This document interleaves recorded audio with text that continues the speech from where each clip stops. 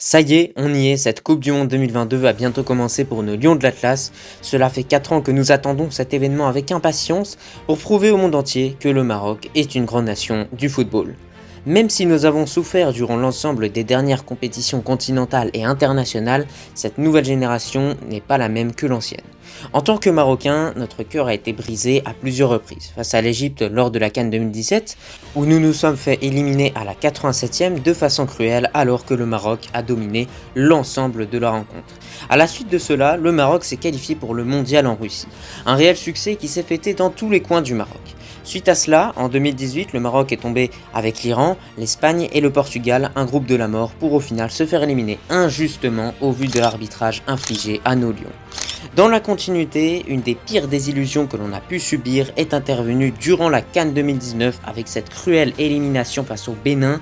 Après cela, le Maroc débute sa reconstruction, mais malheureusement nous sommes de nouveau stoppés dans notre élan en quart de finale de la CAN 2022, encore une fois face à l'Égypte. Nous voulons voir le Maroc que l'on a vu à Abidjan en Côte d'Ivoire, le Maroc que l'on a vu au Stade Mohamed V face à la RDC et le Grand Maroc de 1998. Mais aujourd'hui, cette même équipe a changé et est armée pour faire vibrer tout un peuple. L'audace de Walid Regragui vis-à-vis de sa liste montre bel et bien l'ambition du Maroc pour cette Coupe du Monde 2022 et malgré les précédentes déceptions, n'oublions pas ce que le Maroc était en 2015 et ce que l'équipe nationale est devenue aujourd'hui. Un long travail s'est mis en place. Et nous espérons tous que ce travail paiera.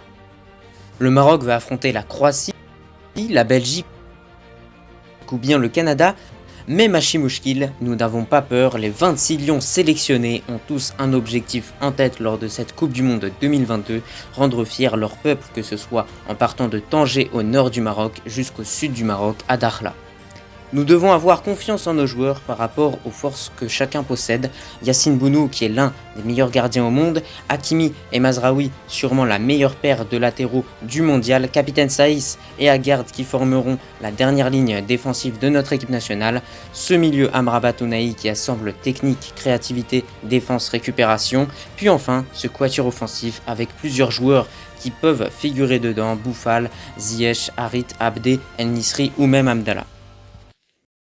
Il faut tenter l'impossible pour rendre possible l'impossible, nothing is impossible. Nous devons montrer que rien n'est impossible pour les Marocains, l'échec fait partie du processus et c'est ça qui doit nous pousser à y croire. On peut tomber mais le but premier est de revenir plus fort, on ne perd jamais, soit on gagne, soit on apprend, mais l'apprentissage est fini pour nous maintenant. Place à la pratique, ceci dit, on ne raconte pas une histoire, on l'écrit.